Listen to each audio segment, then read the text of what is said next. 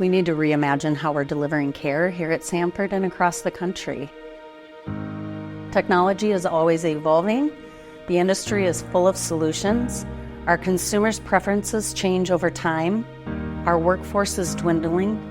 It's our responsibility to not only continue to deliver world-class care to our patients and communities, but chart our path forward into the future. The greatest opportunity is really the synergy between virtual health, the decentralized clinical trials model, and the foundation that Sanford has built. For over 40 years, we've already been in the communities trying to figure out how we can bring access to our patients, whether that's through clinical trials or other clinical care models. Community sites can do this, they can do it really well, and we actually would like to have a voice at the table as we think about policy changes, regulatory changes. There's just a great need for patients to not have to travel around here, and this was just kind of the perfect place because we already had a freestanding cancer center. Most of the time they're given the option to be seen here, and we do kind of a hybrid of things. We do have the physicians on site here somewhere between 4 and 6 times a month, and then I'm here full time.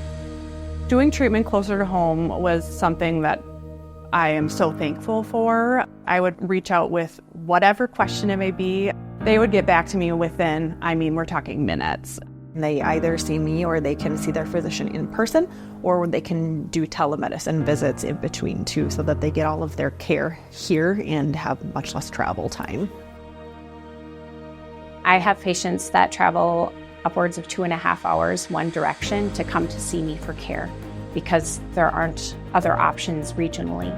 Since I started 5 years ago, we've seen 4 regional hospitals shutter their labor and delivery units. So access to women's health services and prenatal and gynecologic care is really difficult in rural areas. When we first started doing telemedicine, it was right before the pandemic started, and the idea was we would offer an option for low-risk women to receive prenatal care from where they are. And when the pandemic hit, that changed our focus, and we looked at ways to expand telehealth. Patients were coming to more visits, they were having more adequate care, they were having better postpartum follow-up. And all of this kind of came together, and we started brainstorming and say, how can we make this better? And that's when we really started to launch some of our virtual care options and offering that to more patients. Rather than taking notes and trying to type what the patient is saying, there's this AI that's listening to us and then summarizing what's going on. And so when you can increase care with patients and communication with them by looking at the eye rather than looking at the computer, that can only enhance the patient-physician relationship. We started with our vision of bringing affordable, comprehensive care to patients regardless of their zip code. We have the technology, the education, the innovation, the support, all under one roof.